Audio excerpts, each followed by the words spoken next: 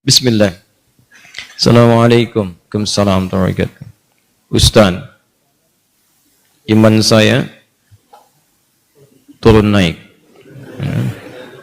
Masya Allah, kayak tangga belum jadi itu turun naik, turun naik. Saya mudah emosi. Semoga Allah tenangkan hati Anda. Saya tobat dari perbuatan dosa lagi, saya tobat dari berbuat dosa lagi. Pertanyaan saya, bagaimana caranya agar saya bisa benar-benar tobat dan tidak balik lagi? Baik. Pertama, semoga Allah muliakan Anda. Saya sering katakan bahwa saya senang dengan pertanyaan-pertanyaan seperti ini. Artinya Allah cinta, Allah sayang. Kalau nggak sayang, nggak akan diarahkan seperti ini. Akan dibiarkan. Ya, pelaku maksiat yang tidak mendapatkan hidayah dari Allah, apalagi ada istidraj, tidak sadar bahwa dia berbuat salah dan mempertahankan kesalahannya. Kemudian terus berbuat salah, itu yang berbahaya. Dan kita doakan, kita bantu. Jangan putus asa mendoakan orang-orang seperti itu. Tapi yang paling disenangi adalah jika pelaku maksiat sejahat apapun, tiba-tiba ada getaran di jiwanya untuk kembali. Saya sarankan cepat ambil, karena itu tanda sayang Allah yang pertama. Ambil itu. Saya sering katakan pada Anda, Allah sangat mencintai pelaku maksiat yang tobat dibandingkan orang soleh yang tidak pernah merasa salah. Dalilnya Quran surah kedua Al-Baqarah di akhir ayat 222. Innallaha yuhibbut tawwabin. Allah sangat cinta orang yang selalu untuk berusaha tobat. Dan Allah akan tunjukkan jalan. Kalau dia mau ngambil itu, tadi misal, Anda pernah berbuat salah dan terus ada getaran di jiwa, ini salah nih, saya harus berubah. Ini petunjuk Allah, Anda ambil tuh. Itu langsung turun ayat di Quran surah ke-29, ayat 69. Quran surah 29, Al-Ankabut, ayat 69. Walladzina jahadu fina lanahdiyannahum subulana. Orang-orang yang serius menjemput petunjuk kami. Begitu Allah tunjukkan, Anda mau ambil. Dia serius pengen ngambil, pengen belajar, terus nanya orang, awalnya malu-malu, setelah itu mau-mau, gitu kan? Datang ke majelis ilmu, awalnya belakang-belakang, setelah itu saf paling depan, ustadz belum datang, dia sudah datang duluan, bahkan dia siapkan macam-macamnya, Allahu Akbar. Itu lanahdiyannahum subulana, kami akan tunjukkan jalan-jalan terbaik menuju kami. Macam-macam.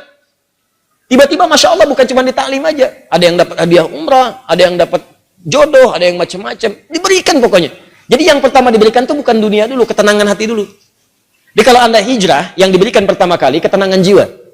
Ya, Quran surah keempat ayat 100, paling kiri sebelah bawah. Wa may yuhajir fi sabilillah yajid fil ardi muraghaman katsiran wa sa'ah. Orang yang mau berhijrah ke jalan Allah akan diberikan oleh Allah itu pertama sa'ah tuh. Kelapangan dalam jiwanya, tenang gitu, kenikmat. Ada sesuatu yang nggak pernah Anda peroleh sebelumnya. Biasa kumpul-kumpul, main-main, ya, menjelang Isya, maghrib, malam-malam, cuma nonton, tiba-tiba taklim, ikut ke majelis ilmu. Awalnya mungkin penyesuaian, lama-lama jadi enak gitu. Ada sesuatu yang kerasanya, saya kemana aja selama ini? Saya kemana aja gitu. Ini nikmat, bahkan kalau udah dapat halawatul iman, nikmatnya iman, itu ketinggalan sekali, kayak nyeselan tuh. Saya ketinggalan nih gitu, saya ketinggalan. Ya sama, dulu-dulu sholat fardu biasa ketinggalan. Tapi kalau sudah nikmatnya iman, ketinggalan salat sunnah, wah, kayaknya ada penyesalan dalam diri Anda. Itulah kenikmatan iman. Nah sekarang, kalau kemudian Anda bertanya, Ustadz, saya pengen tobat, saya ini pengen tobat, tapi saya ini berbuat salah lagi. Kadang naik, kadang turun, kadang naik, kadang turun. Naik, turun itu biasa. Itu di Al-Bukhari disebutkan di Kitabul Iman, kitab yang pertama. Ada 57 hadis di situ. Kalau iman sedang naik turun, kata Imam Al-Bukhari, buka kitab saya. Dari 97 kitab, 97 pembahasan, pembahasan pertama babul iman, kitabul iman 57 hadis. Di antara hadis yang mengatakan al-imanu yazidu wa yantaqis. Iman itu naik dan turun. Kadang naik, kadang turun. Yazidu bi ta'at. Rumusnya kalau pengen naik, maka kuatkan iman itu dengan mengerjakan banyak ketaatan. Ketaatan itu buahnya amal soleh. Kerjakan amal soleh. Amal soleh itu detilnya adalah pekerjaan-pekerjaan ibadah. Sholat, amal soleh. Jadi kalau iman sedang turun, pengen dinaikkan, maka perbanyak amal soleh. Ya, amal soleh. Ini.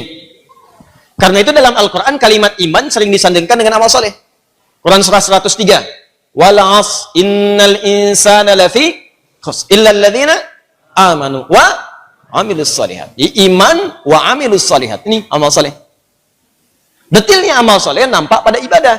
Makanya setelah kalimat iman kadang ada detilnya ibadah. Kalimat iman pertama Al-Baqarah ayat 3. Alladzina yu'minuna bil ghaib wa yuqimunas shalah. Salat. Wa mimma razaqnahum infaq. Ya ayyuhalladzina amanu. Al-Baqarah 183. Kutiba alaikumus yang puasa. Tuh. Ini. Jadi kalau iman merasa sedang lemah, sering terdorong berbuat yang kurang bagus, pengen dinaikin, maka rumus cepatnya adalah cepat buru amal-amal soleh. Paksakan. Paksakan untuk mengerjakan. Yang biasa fardu tambah sunnah. Rawatib dulu, latihan. Rawatib. Mutlak, malamnya coba tahajud, walaupun 2 rakaat dulu. Nanti kalau sudah terbiasa, kalau soleh itu sudah baik, rumuskan gini, hidup itu berpasangan. Semua berpasangan. Quran surah 51 ayat 49, paling kiri agak sedikit ke bawah. Wa min kulli syai'in khalaqna zawjaini la'allakum tadhakkarun. Semua selain aku, kata Allah, aku ciptakan berpasangan supaya kalian sadar cuma aku yang tidak punya pasangan. Kata Allah, semua selain aku berpasangan. Yang hidup berpasangan. Ya, laki-laki lawannya perempuan, jantan hewan lawannya betina, putik tumbuhan, Allah, lawannya benang sari. Siang lawannya malam, putih lawannya hitam. Sama persis, baik lawannya buruk. Saya ulang, baik lawannya buruk. Amal soleh lawannya amal salah. Jadi ada yang soleh, ini baik. Ada yang salah, nah ini buruk. Kalau orang sudah biasa baik, maka yang buruk akan tenggelam. Ya, wa qul ja'al haqq wa zahaqal batil, innal batila kana zahuqa. Quran surah 17 ayat 81. Paling kiri perkenahan. Ya, katakan kalau yang baik itu pasti muncul. Kalau sudah yang baiknya muncul, buruknya tenggelam. Sebaliknya, kalau buruknya dominan naik ke atas, baiknya tenggelam.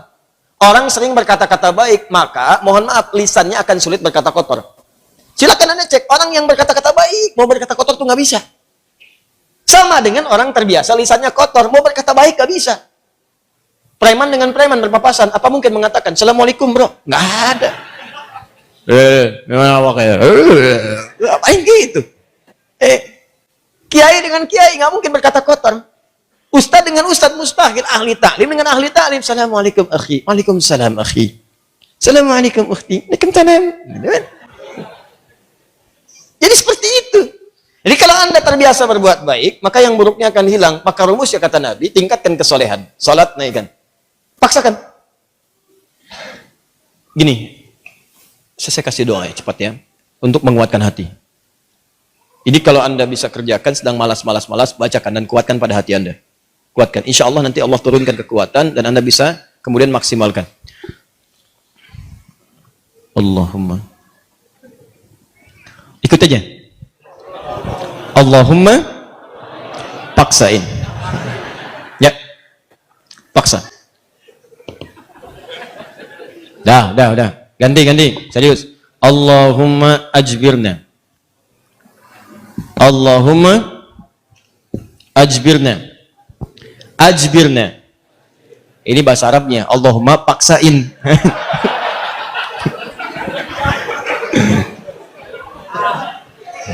Ya? Paham? Ditingkatkan, naikin salat, mulai dari salat. Nah, kemudian ini penting, salat itu yang paling utama karena dalam salat itu banyak kalimat tobat.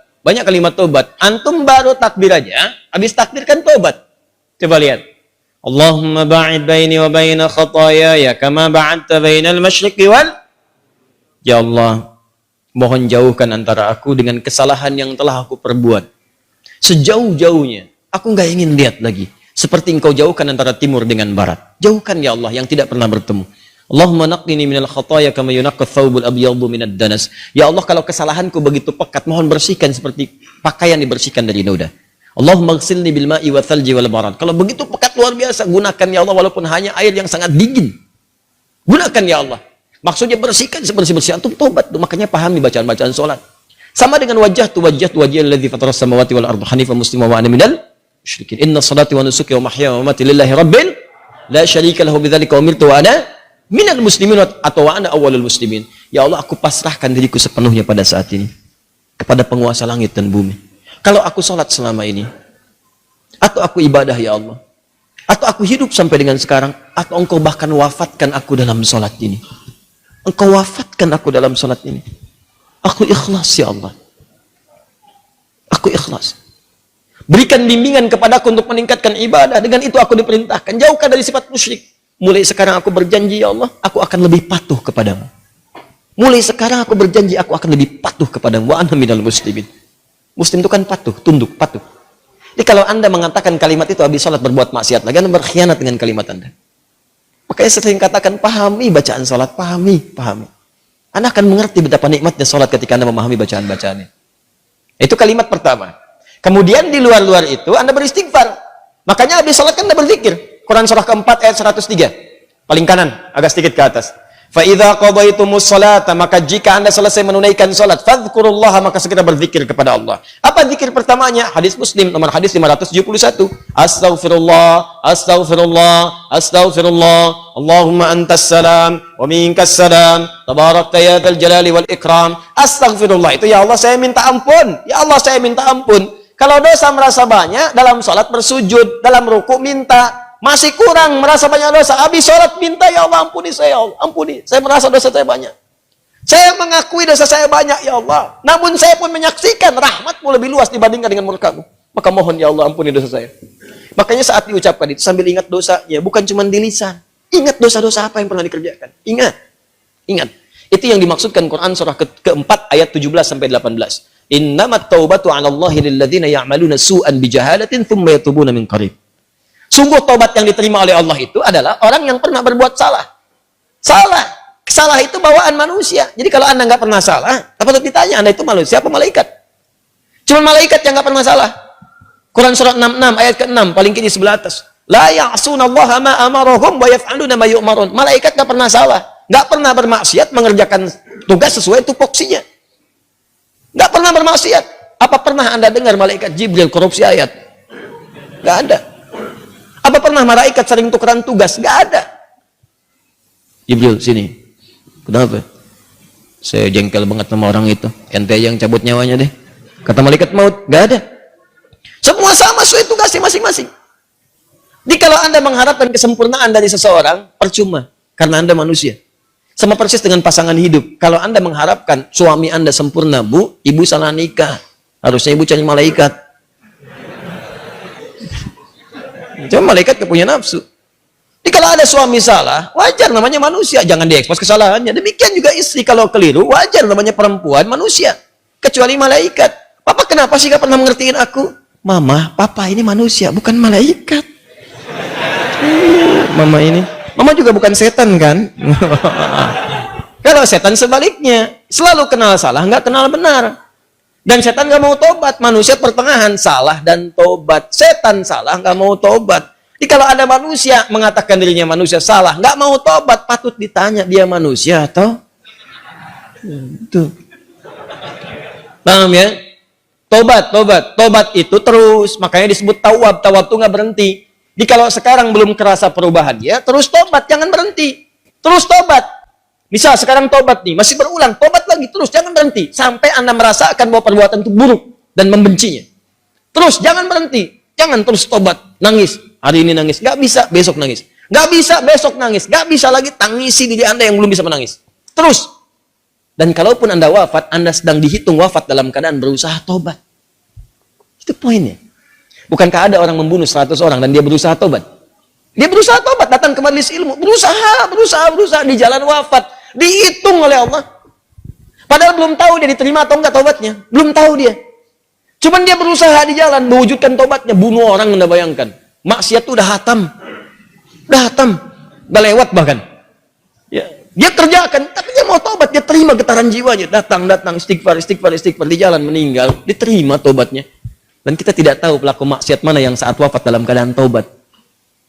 Ya, makanya ayo biasakan tobat. Istighfar. Nabi aja biasa istighfar. Nanti kalau sudah enak, ada kelapangan. Setelah itu, baru diberikan anugerah-anugerah dunia yang dirasakan hilang itu. Awal-awal tuh begitu, Pak. Kadang pengen tobat. Saya pengen tobat, ya Allah, ke masjid. Sholat, 2 rakaat tahiyatul masjid. Pulang, sepatu hilang. Ya. Kadang-kadang begitu. Karena Allah kalau sudah senang dengan seorang hamba, yang kurang baik dibuang-buang. Buang. Nanti didatangkan lagi yang baik. Kalau Anda sabar. Ya. Kan pernah ada seorang, ini kisahnya seorang pemuda tobat. Terus diarahkan pada seorang syekh. Begitu diarahkan di syekh itu, kata syekh ini benar kamu mau tobat. Kalau mau tinggal dengan saya terbatas. Yang ada cuma kurma, minum air putih. Nggak apa-apa syekh, saya mau tobat. Tinggal di situ. Sehari, 2 hari, 3 hari. Begitu 3 hari, setan datang. Kadang-kadang setan itu datangnya kepada orang tobat, gak seketika. Nanti, beberapa waktu, diarahkan kepada maksiat. Jadi kisah nyata, setan membisikkan kepada dirinya, guru kamu ini, syekh kamu, ini sabar banget, makan cuma kurma, air putih. Kamu sudah mulai kuat. Coba berbakti kepada gurumu, carikan makanan. Bagus awalnya. Keluar dia, carikan makanan. Begitu keluar, nyari-nyari nggak dapat, lompat tetangga, bakat malingnya dipakai lagi. Naik bakat pencurinya. Nggak dapat, lewat lagi, begitu rumah kedua, belum manjat, sudah mencium bau enak, bau makanan. Manjat dia ke atas tembok, begitu manjat, lihat ada tungku, ya. Di situnya di atasnya kemudian ada satu panci, ya. Kemudian dia ke situ, begitu dibuka, Allahu Akbar, 3 terong, enak banget kayaknya, baunya, yang sudah matang. Ya, dibisikkan ke telinganya, coba dulu aja, kalau enak, ambil. Berikan kepada gurumu. Syekhmu kan orang terkenal di sini. Kalau cuma ngambil dikasih tahu buat gurumu, pasti orang paham. Tuh, kadang-kadang begitu tuh. Mangga itu ambil aja kalau ditanya, buat Ustadz Hadi. Awas suami-suami itu. Papa lagi di mana? Sama Ustadz Adi. Nah, hati-hati itu. Kalimat-kalimat, padahal enggak misalnya kan. Baik, nah begitu proposalnya tuh. Akhirnya dia coba dikunyah. Begitu dikunyah kemudian, nah karena dia sudah tobat, itu ada petunjuk di hatinya. Jadi kalau orang sudah bersih itu kemudian berbuat maksiat, nanti ada yang namanya burhan mirabbi.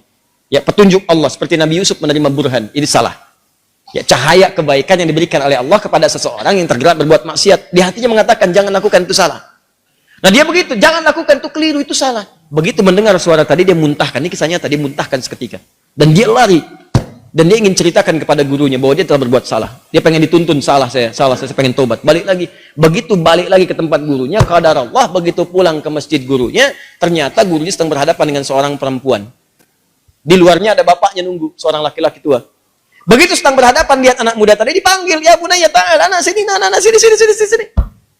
Ya, begitu datang, diceritakan sama gurunya, ini ada seorang perempuan datang pada saya, dia baru ditinggal wafat oleh suaminya, selesai masa iddahnya. Dia datang pada saya untuk dicarikan jodoh. Saya tawarkan pada kamu, maukah engkau menjadi jodohnya? Nah, kalau Anda dalam situasi seperti itu tuh, wah, udah datang mau taubat, masuk masjid ada durian, tuh kan? Wah, perempuannya cantik, tinggal wafat kemudian oleh suaminya, belum ada keturunan dan seterusnya, baru aja menikah, selesai masa iddah, ditawarkan pada Anda, mau nggak? Nah, lalu laki-laki ini berkata, guru, saya khawatir tidak bisa memberikan apa yang membutuhkan, saya saja kesini numpang. Apa jawab gurunya? Kamu nggak usah khawatir, dia diwarisi harta yang sangat banyak, dia kesini hanya mencari pria soleh yang ingin jadi suami yang mampu membimbing dia ke surga. Kira-kira kalau ada jawaban seperti itu, apakah Anda bersedia atau tidak menolak sama sekali? Oh? Baik, maka sama seperti Anda, diterimalah kemudian lamaran itu, ternyata bapak tua tadi yang di luar, bapak si perempuan tadi, dibawa ke dalam, kemudian diakadkan, setelah selesai pulanglah ke rumah. Kisah belum berhenti, begitu keluar rumah, digandeng erat tangannya tuh, jalan, lewat ke rumah tadi yang naik pagar itu. Ya, dia udah dagdikduk tidak karuan, dagdikduk, rumahnya ini bukan, dan alhamdulillah ternyata bukan, lewat. Begitu di rumah yang terong tadi, dia percepat jalannya. Begitu dipercepat, maka terasalah kemudian ada rem di tangannya dari istrinya tadi. Dipegang tangannya, Zauji, ada apa itu nak? Sayang, ini rumah kita katanya. Rumah terong tadi. Betul. Masuklah ke situ. Waduh, celaka saya katanya kan. Begitu masuk ke situ, bertanya. Polos kayak nanya, Zauji, hal anta ja'i? Sayang, kamu lapar? Jujur dia, nah, saya lapar. Saya 3 hari makan cuman kurma, minum air putih gini. Alhamdulillah. Baik, tunggu sebentar. Begitu ke dapur dia lihat, wah, terongnya kan bermasalah tuh. Pancinya kebuka, lihat. Rupanya dia menyiapkan terong itu untuk suami barunya. Begitu dilihat terong yang bermasalah, dia teriak, siapa yang makan terong saya? Katanya. Tahan. Kalau situasi itu terjadi, bagaimana respon Anda?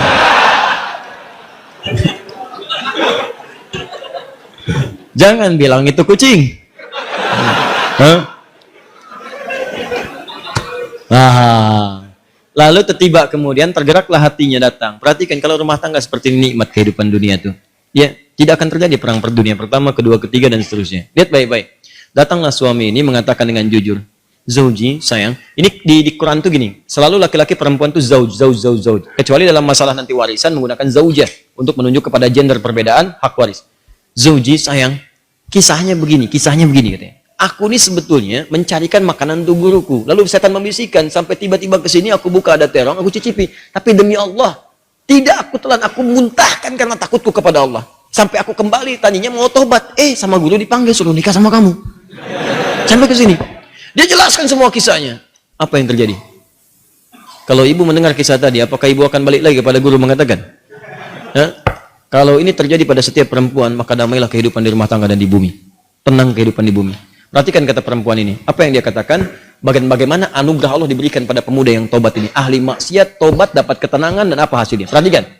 Wallahi, demi Allah.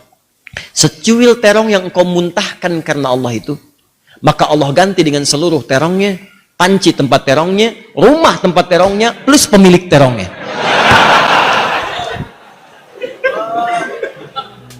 Wallahi, secuil terong yang kau muntahkan karena Allah itu, maka Allah ganti dengan seluruh terongnya, panci tempat terongnya, rumah tempat terongnya, plus pemilik terongnya. Coba lihat. Pulanglah dari sini cari terong. Ya, tobat.